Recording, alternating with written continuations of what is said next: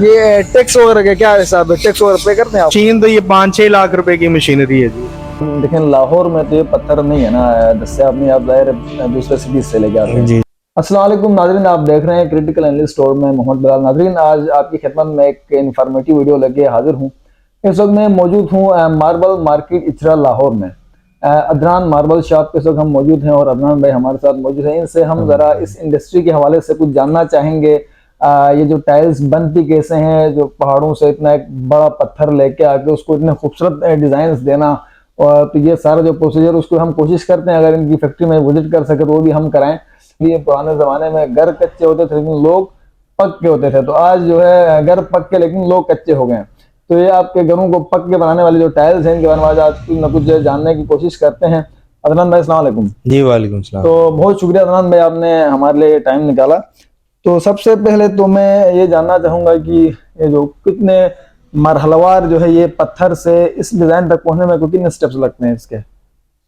ये जी काफ़ी मेहनत है। ये पहले माइन से पत्थर केपीके में या बलूचिस्तान के कारखानों में आता है, बड़े बड़े ब्लॉक्स, लेकिन वो किसी शक्ल में नहीं होते। वो जिस तरह कहते हैं कि वो वट्टे की सूरत में होते हैं।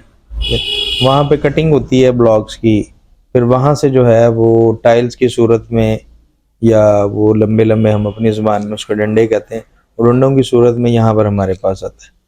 और उसको हम यहाँ पर इसके मुताबिक छोटे छोटे साइज़ के मुताबिक कटिंग करते हैं, फिर हम इसको स्प्लिट करते हैं और फिर इसको जो है वो नेट पे पेस्ट कर देते हैं। तो मुख्तलिफ़ किस्म के रंगों को मिक्स करके या एक ही कलर की इस तरह से करके। और ये फ्रंट एलिवेशन के लिए हमारे पास सारी चीज़ें मौजूद हैं।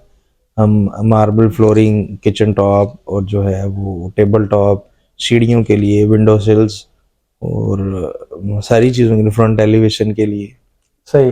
तो ये जो इंडस्ट्री है पाकिस्तान में एक कैसे चल रही है, इसके कुछ क्या ड्रॉबैक्स हैं, क्या अगर कोई बंदा इस पे इन्वेस्ट करना चाहे तो उसके लिए आपकी क्या एडवाइस होगी, और कोई मिनिमम इन्वेस्टमेंट कितनी कोई रिक्वायर होगी शुरू में अगर कोई बंदा इसमें आना चाहे तो? जी ये समंदर है जी, जितने मर्जी पैसे डाल लें इसमें वो कम है। लेकिन दूसरी बात ये कि जो है वो हमारी इंडस्ट्री का हाल कोई नहीं है जी।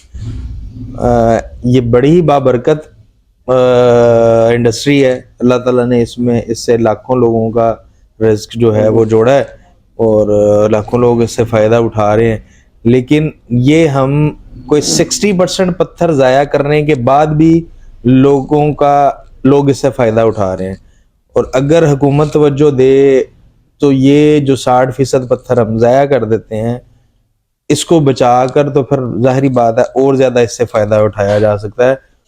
आपको फिलहाल हम एक्सपोर्ट कर रहे हैं कि नहीं इसके जो प्रोडक्ट्स हैं? जी बहुत कम है जी। वो लाहौर से तो शायद कोई एक आधा होगा जो एक्सपोर्ट कर रहा हो। कराची से कुछ लोग करते हैं एक्सपोर्ट, लेकिन हमारी एक्सपोर्ट बहुत कम है और ग्रेनाइट में इंपोर्ट बहुत ज़्यादा है। ये चाइना से और इंडिया से, वियतनाम से। इंडिया वाली जो ट्रेडिंग आजकल वो दुबई के रास्ते होती है, तो ये मजीद महंगा पड़ता है। हाँ मजीद। तो ये जो आपने 60% पत्थर जाया होने की बात की है, इसकी समझ में आई, मतलब किस सेंस में? जी 60% पत्थर इस तरह से ज़ाया होता है। मैं आपको एक सादी बात बताता हूँ कि जो पत्थर किसी शक्ल में आ जाने के बाद, एक 12-24 की टाइल बन जाने के बाद मेरे पास जब पहुंचता है, तो उसका कस्टमर के ऊपर जो है वो बोझ डालकर मैं 10 फुट पत्थर ज़ाया कर देता हूँ। मेरे पास पत्थर आता है इंचेस में, 1 foot by 2 foot, 12 inch by 24 inch, जिसके किनारे ठीक नहीं होते, किनारे टूटे हुए भी होते हैं। और दूसरी बात ये कि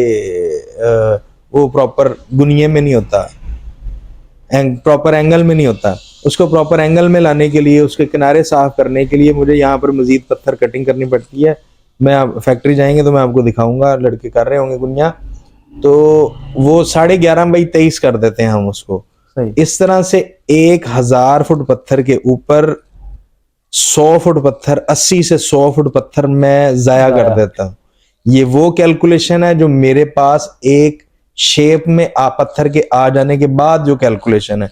10 फुट पत्थर मैं यहाँ लाकर ज़ाया कर देता हूँ। और केपी के, बलूचिस्तान या कराची की फैक्ट्रियों में जो ज़ाया होता है उसकी कैलकुलेशन मेरे पास नहीं है। इससे बढ़कर ये कि जो हम सबसे ज्यादा तबाही करते हैं वो माइनिंग पर करते हैं।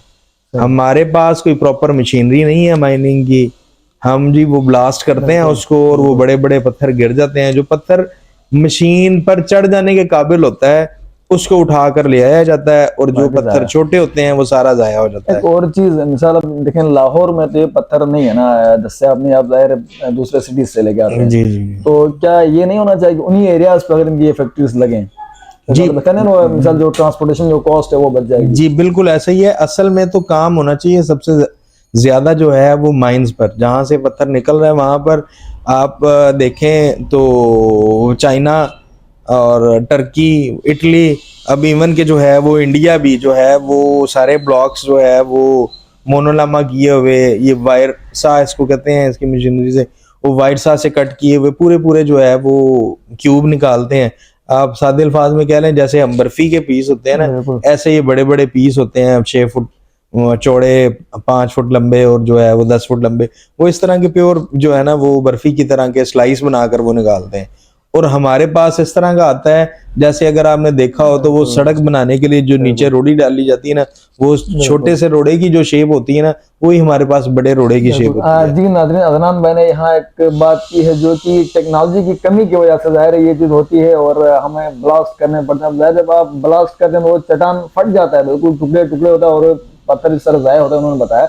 और जो तरक्की याफ्ता ममालिक हैं वो उसको कट करते हैं, बिल्कुल ये टेक्नोलॉजी है कि ना वो जो चीज उनको रिक्वायर है उन ब्लॉक्स की सूरत में उसको कट करते हैं तो वो पत्थर ज़ाया नहीं होता।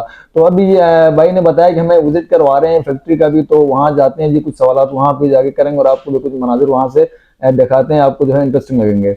मैं तो यहाँ को कितनी तकरीबन दुकानें हैं, ज़्यादा मतलब कुल दुकानें वगैरह? यार यहाँ पे कुछ मेरा ख्याल है 200 से 250 के करीब जो है वो आपकी दुकानें और कारखाने। इन्वेस्टमेंट कितनी है आपकी?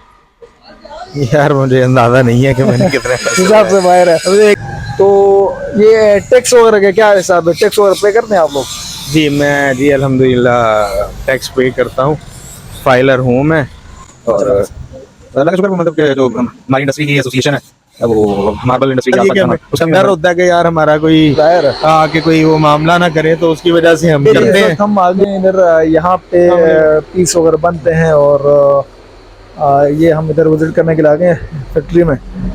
तो हियर यू कैन सी लंबी लंबी जो है हमारे पास इस शक्ल में, इस सूरत में ये किचन की स्लैब्स और सीढ़ियों के लिए इस सूरत में हमारे पास मटेरियल ये जो आता है है। ये वाला किस तरह ये भी जो है वो खिड़कियों में और जो है वो सीढ़ियों के स्टेप्स और सीढ़ियों के टक्कर में भी इस्तेमाल होता है। ये वाइट मटेरियल जो है ये कब्रों और जो है वो मज़ारों पर इस्तेमाल होता है।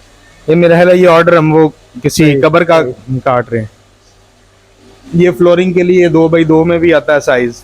ये 2x2 में है जी ये 2x2 में है। अच्छा अच्छा। बाकी हमारा ज्यादा मटेरियल जो है वो 1 फुट बाई 2 फुट में चलता है। ये किचन की स्लैब्स के लिए और सीढ़ियों के लिए ये। और ये जो मशीन है ये कितने की इसकी मतलब लागत वगैरह आती है? ये मशीन तो ये 5-6 लाख रुपए की मशीनरी है जी। अच्छा अच्छा। मशीनरी इतनी महंगी नहीं है, लेकिन जो बिजली महंगी है, जो लेबर महंगी है, असल मसाइल वो हैं। और बिजली महंगी होने के बावजूद बिजली मिलती नहीं है, सारा सारा दिन हमें जो है वो लेबर कॉस्ट पड़ती है। बिल्कुल। और जो है वो प्रोडक्शन उतनी होती नहीं है जितना हम बिल पे करते हैं। तो ये जब बिजली नहीं होती है तो फिर आप कोई नेम बदल है उसका जनरेटर वगैरह के थ्रू है क्या? नहीं वो अगर जनरेटर वगैरह चलाएं तो उस पर जितना फ्यूल लगेगा वो बहुत ज्यादा कॉस्ट बढ़ जाएगी। तवज्जो नहीं है, ये हमारी इंडस्ट्री सारी बर्बाद करने की तरफ है। हमारी इंडस्ट्री पे किसी की तवज्जो नहीं है। तो आप क्या समझते हैं कि गवर्नमेंट को ऐसे कौन से स्टेप्स लेने चाहिए कि आपकी इंडस्ट्री मजीद बूम करे? जी सबसे पहले तो जो है वो मेरे ख्याल में इस गवर्नमेंट ने और पिछली गवर्नमेंट ने किया था कि वो इंपोर्ट पर पाबंदी लगाई थी। और मैं अब अलमिया आपको बताऊं कि हमारी अफवाज पाकिस्तान जो है वो जाकर इंडिया से जंगें लड़ते हैं और इतना बड़ा बजट लेते हैं। ये हमारी फौज है जी, हमें इनसे प्यार है। लेकिन अगर आप इनकी जो बिल्डिंग्स हैं वहां पर जाकर देखें, ये इसमें कसूर फौज का नहीं है, इसमें कसूर जाहिर बात है उनके नीचे जो उनके कॉन्ट्रैक्टर होते हैं उनका है। उन जगहों पर जो है वो इंडियन ग्रेनाइट इस्तेमाल हुआ है, ठीक है। और जबकि हमें प्रोमोट जो है वो अपना पाकिस्तानी ग्रेनाइट करना चाहिए। जी अदनान भाई ने यहाँ एक बहुत बड़ी बात की और ये हम इकनॉमिक्स से पढ़ते हैं, टेरिफ और कोटा लगा के जो अपना जो प्रोड्यूसर है उसको प्रोटेक्ट किया जाता है। तो अगर गवर्नमेंट ने पिछली गवर्नमेंट ने ये करके देखा है तो जिसकी वजह से थोड़ा सा इनको फायदा हुआ है।